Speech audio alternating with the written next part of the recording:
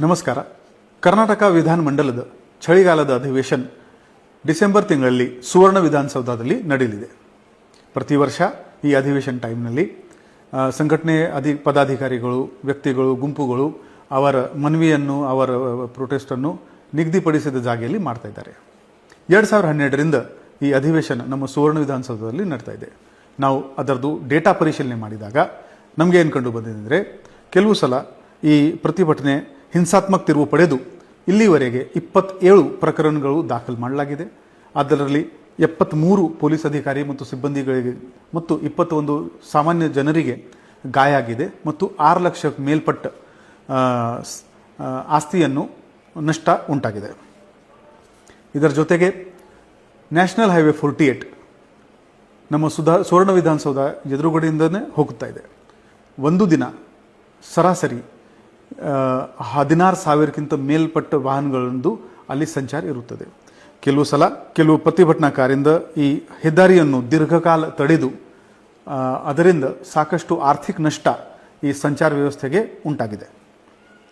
ಇದರ ಜೊತೆಗೆ ದಿನಾಂಕ 10 ನವೆಂಬರ್ರಂದು ನಮ್ಮ ದೇಶದ ರಾಜಧಾನಿಯಲ್ಲಿ ಒಂದು ಬಾಂಬ್ ಬ್ಲಾಸ್ಟ್ ಆಗಿದೆ. ಅದರಿಂದ ಪೂರ್ತಿ ಪೊಲೀಸ್ ಇಲಾಖೆ ರಾಜ್ಯಾದ್ಯಂತ ಕಟ್ಟು ಎಚ್ಚರ ವಹಿಸ್ತಾ ಇದೆ. ಈ ಎಲ್ಲ ಹಿನ್ನೆಲೆಯಲ್ಲಿ ನಮ್ಮ ಅಧಿವೇಶನ ಶಾಂತಿಯುತವಾಗಿ ಆಗಬೇಕು. ಆ ದಿಕ್ಕಿನಲ್ಲಿ ನಾವು ಸೆಕ್ಷನ್ 163 ಭಾರತೀಯ ನಾಗರಿಕ ಸುರಕ್ಷಾ ಸಂಹಿತ ಮತ್ತು ಹಳೆ CRPC 144 ಇದನ್ನು ಜಾರಿ ಮಾಡಿದ್ದೀವಿ. ದಿನಾಂಕ 1ರಿಂದ ದಿನಾಂಕ 21 ಡಿಸೆಂಬರ್ ವರೆಗೆ ಈ ಚಾಲ್ತಿಯಲ್ಲಿ ಇರುತ್ತದೆ. ಯಾರ್ಯಾರು ಪದಾಧಿಕಾರಿಗಳು, ಸಂಘಟನೆಗಳು, ಗುಂಪುಗಳು, ವ್ಯಕ್ತಿಗಳು ಈ ಸೆಷನ್ ಕಾಲದಲ್ಲಿ ಪ್ರತಿಭಟನೆ ಅಥವಾ ಮೆಮೊರಂಡಮ್ ನೀಡಲು ಅಲ್ಲಿ ಇಚ್ಛೆ ಪಡ್ತಾರೆ, ಅವರು ಕಡ್ಡಾಯವಾಗಿ ಪೊಲೀಸ್ ಪರ್ಮಿಷನ್ ಕಮಿಷನರ್ ಆಫೀಸಿಂದ ಪಡೆಯಲು ನಾವು ಕೋರ್ತಾ ಇದ್ದೀವಿ.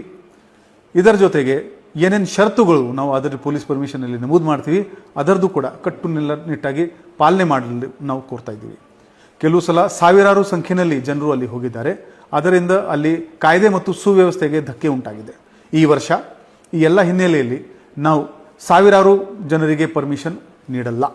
ಆ ದಿನ ಎಷ್ಟು ಪ್ರತಿಭಟನೆಗಳು ಇವೆ, ಅದರಲ್ಲಿ ಎಷ್ಟು ಜನ ಬರ್ತಾ ಇದ್ದಾರೆ, ಆ ಮಾದರಿ ಮೇಲೇ ನಾವು ಕೆಲವು ಜನರಿಗೆ ಅನುಮತಿ ನೀಡ್ತೀವಿ. ಅದು ನಾವು ನಮ್ಮ ಪರ್ಮಿಷನ್ ಲೆಟರ್ನಲ್ಲಿ ನಮೂದು ಮಾಡ್ತೀವಿ. ಇದರ ಜೊತೆಗೆ social media, electronic media, print ಮೀಡಿಯಾನಲ್ಲಿ ಕೂಡ ಕೆಲವು ಅವರ ಪ್ರತಿಭಟನೆ ಬಗ್ಗೆ ಪ್ರಸಾರ ಮಾಡ್ತಾ ಇದ್ದಾರೆ. ಲಕ್ಷಾಂತರ ಜನ ಬನ್ನಿ, ಸಾವಿರಾರು ಜನ ಬನ್ನಿ ಅಂತ ಪ್ರಸಾರ ಮಾಡ್ತಾ ಇದ್ದಾರೆ. ಅವರಿಗೆ ನಮ್ಮ ಕೋರಿಕೆ ಏನಿದೆ ಅಂದರೆ, ಮೊದಲು ನೀವು ಪೊಲೀಸ್ ಪರ್ಮಿಷನ್ ತಗೊಳ್ಳಿ. ಆ ಪರ್ಮಿಷನ್ನಲ್ಲಿ ನಾವು ಎಷ್ಟು ಜನರಿಗೆ ಅನುಮತಿ ನೀಡಿದ್ದೀವಿ ಅಷ್ಟೇ ಮಾತ್ರ ನೀವು ಪ್ರಸಾರ ಮಾಡಿ. ಈ ಪ್ರತಿಭಟನೆ ಮಾಡುವಾಗ ಯಾವುದೇ ಕಾನೂನು ಮತ್ತು ಸುವ್ಯವಸ್ಥೆಗೆ ಧಕ್ಕೆ ಉಂಟಾಗಿದ್ರೆ, ಯಾವುದೇ ಸರ್ಕಾರಿ ಅಥವಾ ಆಸ್ತಿಗೆ ನಷ್ಟ ಉಂಟಾಗಿದ್ರೆ, ಆ prevention of damage to public property act ಪ್ರಕಾರ ಆಯೋಜಕರಿಂದ ಆ ಕ್ಲೇಮ್ ಮಾಡೋಕ್ಕೆ ಆ ಆ್ಯಕ್ಟ್ನಲ್ಲಿ ಅವಕಾಶ ಇದೆ. 2020ರಲ್ಲಿ ಬೆಂಗಳೂರು ನಗರದಲ್ಲಿ ಇದೇ ಥರ ಒಂದು ಘಟನೆ ಆಗಿದ್ದಾಗ 1 ಕೋಟಿ ಮೇಲ್ಗಡೆ ಅದರಲ್ಲಿ ಕ್ಲೇಮ್ ಈ ಆಯೋಜಕರಿಂದ ಮಾಡಲಾಗಿತ್ತು.